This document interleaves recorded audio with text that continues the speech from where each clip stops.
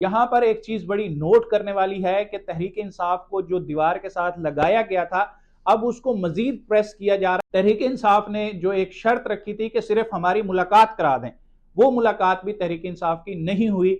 और इस सब के बावजूद आज इमरान खान ने जो है वो थोड़ा सा लचक, मजीद लचक दिखाई, क्योंकि जैसे मैंने इंट्रो में कहा कि इमरान खान के पास अब ऑप्शंस महदूद होते जा रहे हैं।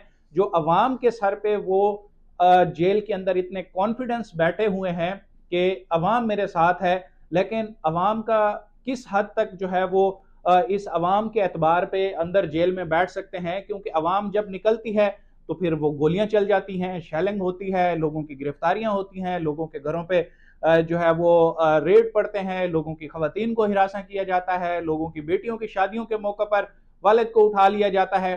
तो इस तरह की जब सूरत हाल होती है और बार बार होती है, तो फिर अवाम में इतना अब स्टेमिना नहीं है पाकिस्तान की अवाम में कि वो तहरीक इंसाफ की हर कॉल पर लब्बैक कहेगी। हाँ, ये है कि अगर अभी भी तहरीक इंसाफ की जानिब से कोई कॉल दी जाती है तो खैबर पख्तूनख्वा से लोग फिर इस्लामाबाद की तरफ आ सकते हैं।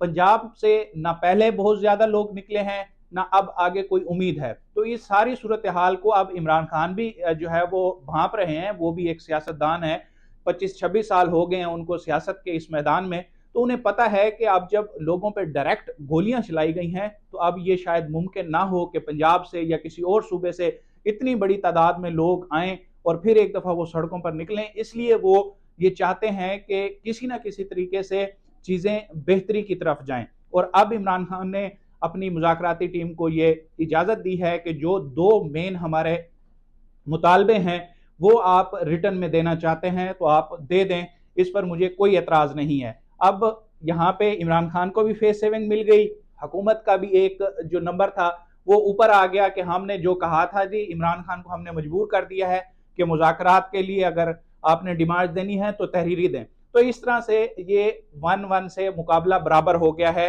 कि अवाम की नज़र में तहरीक इंसाफ भी सुरखरू हो गई है और मुस्लिम लीग नून जो एक अपना हवा बनाना चाहती थी वो भी हो गई है। लेकिन अल्टीमेट क्या होना है, मुस्लिम लीग नून के पास इतना तो इख्तियार नहीं है कि वो जुडिशल कमीशन का ऐलान कर दे।